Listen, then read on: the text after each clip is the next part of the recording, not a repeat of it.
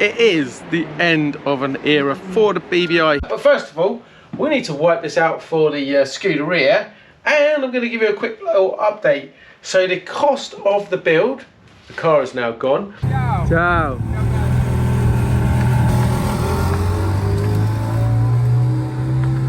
We did the competition last time in the last video, and the closest one to the build price was going to win a panel, but a lot of you commented. We're going to run through those numbers. We're going to actually calculate the final cost to the penny, and the closest one, we've changed the dynamics here.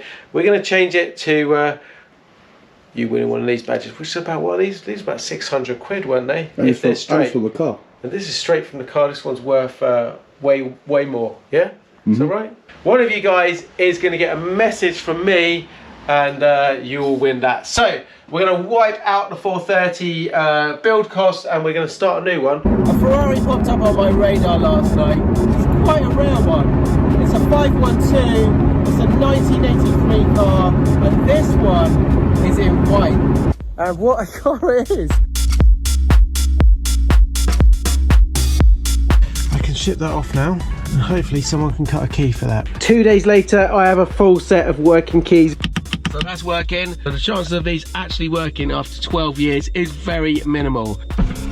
No way. The main thing is all the toolkit from the front here has gone missing.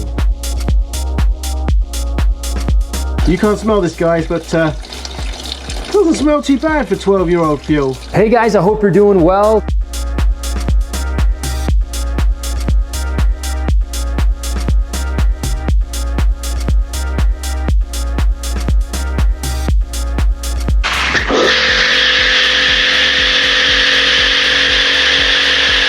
Power wash the remaining soap off the car and then spend some time rinsing the paint while taking notice of the paint's condition in that process.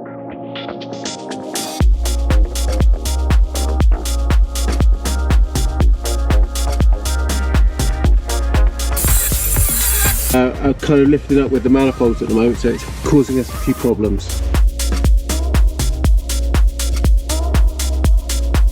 But there we go, the heart is successfully out of the boxer. The guys have kindly let me use one of their lifts because I need to strip down the car, remove all of the stuff before we can get to the next stage. So let's get inside. Got the lights up, these out, front bumper is off at the moment. We're just getting right back down to the frame just to assess any damage.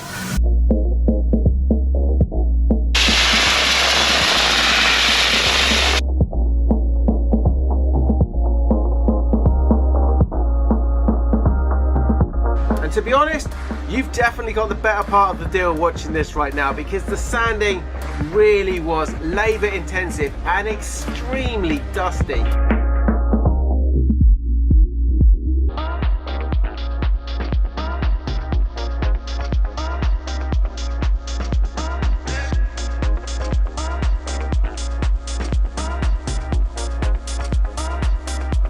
The machine then cuts out a perfect copy of my original brake block, slowly rotting away over the years. But check this out, it's been off to my radiator guy, and what can I say? What an awesome job. This, I promise you, is the original radiator you saw.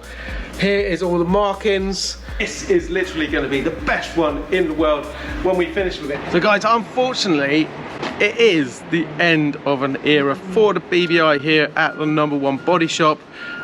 Really, it just boils down to one thing. I'd made a decision on the BBI project, and that meant the Boxer had to leave the building. The work on it had ground to a halt, and it was time to get the BBI project back on track.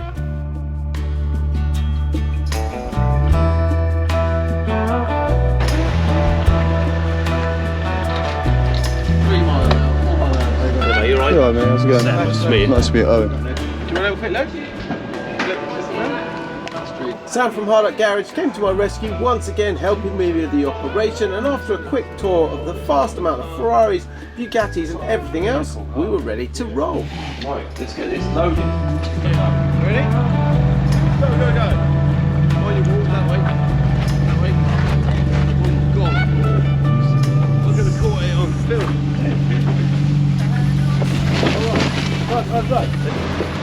straight on. That's it.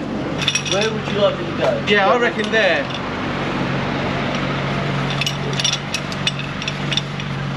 You comfortable with that? I'm happy with that, mate.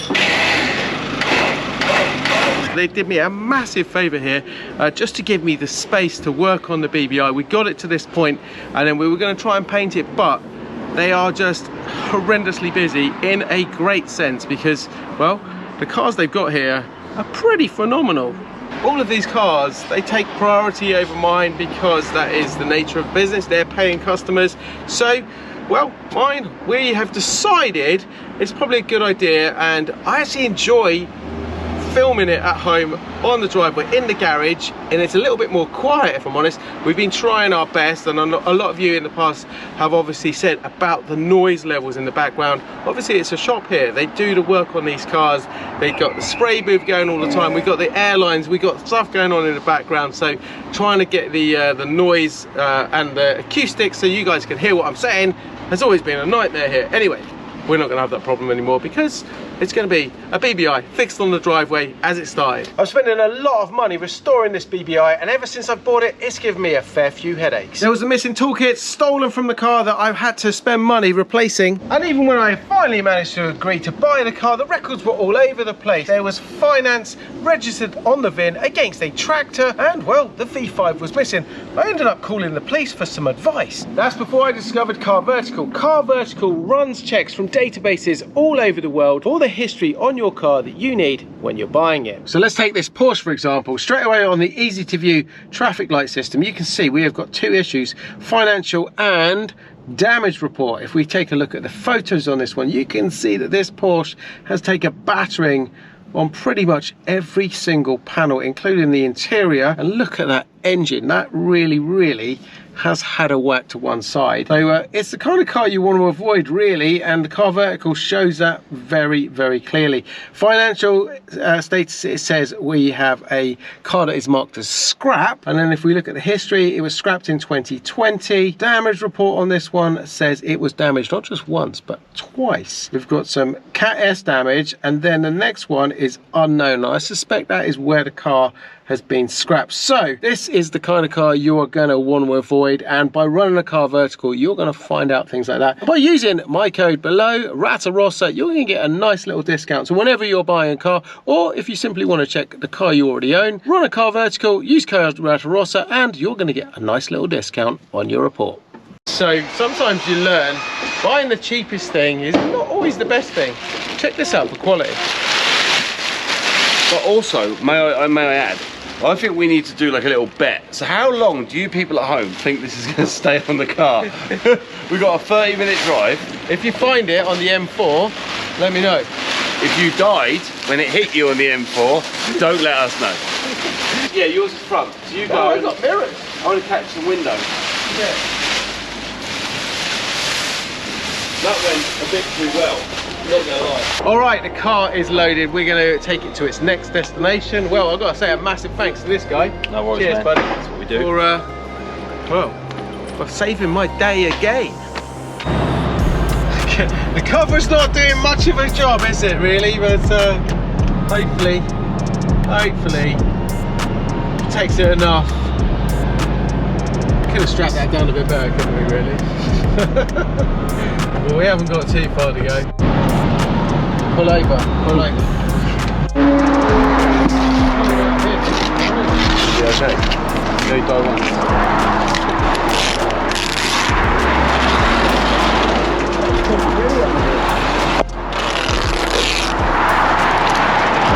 Yeah? Yeah, boy. On the road again.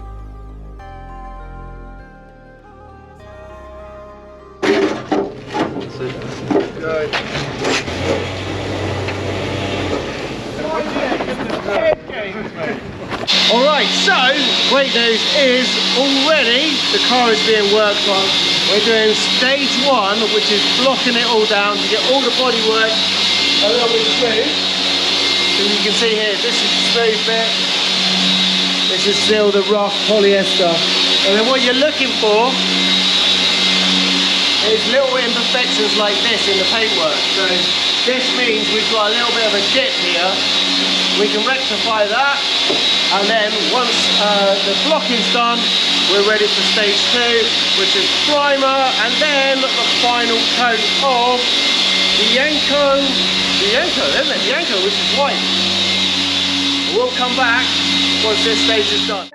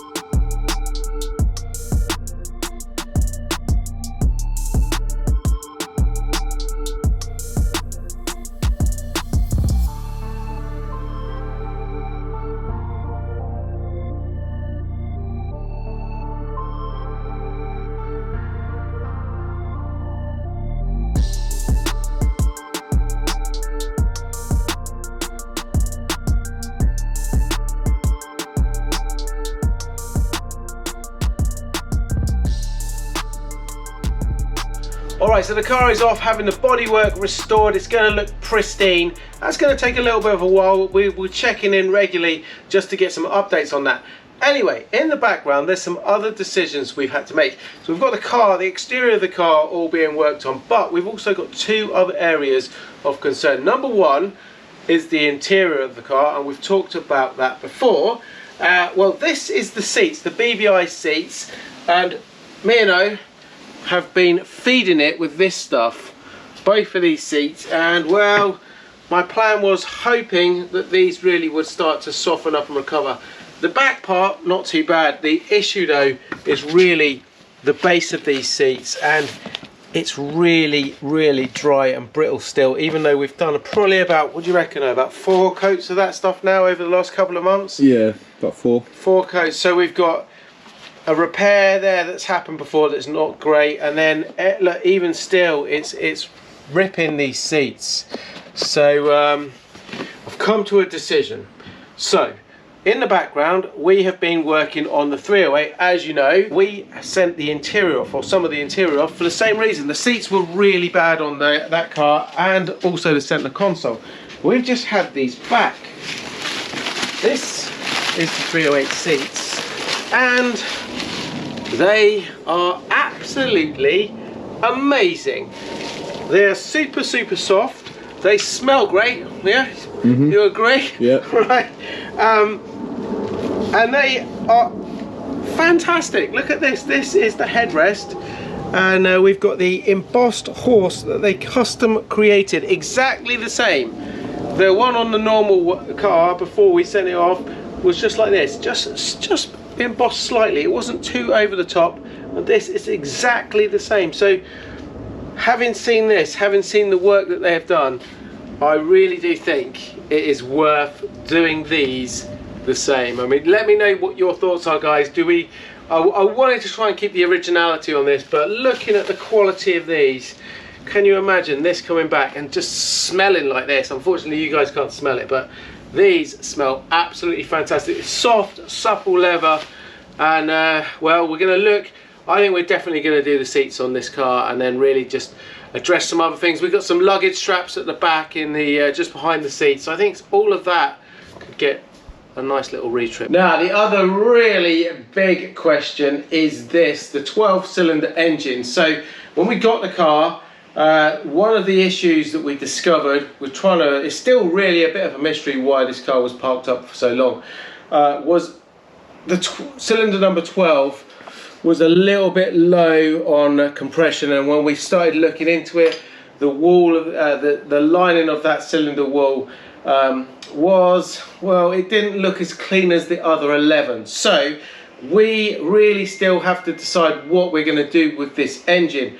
Now, we did use the ice blasting machine, which kind of transformed the case, the shell of it. It looks great. However, we sealed up every single hole of this engine like this. We taped up every little bit that we thought the ice blasting could get in to. But if you look a little bit closely where it says ice blasting has no residue, you can have a look down there and you can see there's a little bit of crud down there, and I'm pretty sure that came from the ice blasting. That doesn't fill me with confidence, because the original plan was to take the heads off, get them skimmed, do whatever we need to do with them, and probably put, sort out all the valves, because we think it's a valve issue on number 12 here. We were going to do a couple of other upgrades at the same time. But having seen that, and the fact that I cannot be 100% sure that we sealed every single little nook and cranny on this engine, I'm a little bit worried that we have got some kind of residue inside this one. So I got a feeling, for peace of mind, we are going to strip this thing completely apart and make sure 100% it is tip top, not just on the heads but on the actual inside of the case as well. So the major issue that we do have with this engine though is that because it's a 1983 early 80s car, there is hardly any documentation on this, on the car, in particular the engine itself. We have got a workshop manual, but it is extremely vague. There's no torque specifications in there. So we've managed to pick up this book here, which is for the 365 or the BB. It's not for the BBI, but the base engine is more or less identical. So the only problem we got with this, as you can see here, this is not my native tongue, but there is some very, very good pictures in this book that really is going to help me to put this back together correctly, because well, it was 2 years ago I took this apart, and the rest of that is all in boxes here. And check this out guys, October 2001 Auto Italia magazine, BBI buyer's guide. Which car is that? That is my car, A664 TUV, written by Keith Blumel. My car is going to look like this once again, but the cool thing is Keith also wrote this book that I have kindly been given, and it contains a load of awesome data that I have been studying for, well, let's just say something in the future. Now you might notice we have a distinct lack of 4 wheels in the rat cave here. We have 2 wheels. The only other thing with 4 wheels is this here trolley jack. That's because the Scuderia has now left the building. It has gone to another lucky owner, and well, the Scuderia has funded 2 key parts for the next big project. While we are finishing off this BBI, there is something else en route that is going to be absolutely awesome. I can't really tell you what that's going to be, can we? We can't really tell them what the parts are for. It's a complete surprise, but you guys are going to find out very, very soon what that's going to be, and trust me, it is absolutely awesome and very, very, very expensive. Anyway guys, thank you so much for watching. Let me know your comments on the engine, the interior, and what you think about the paintwork on this BBI. It is going to be fantastic when we have finished this one, and then who knows, I might have to sell that to buy 2 more key parts. Anyway guys, thank you very much for watching. I will see you all very shortly in the next one. Stay safe. Ciao for now.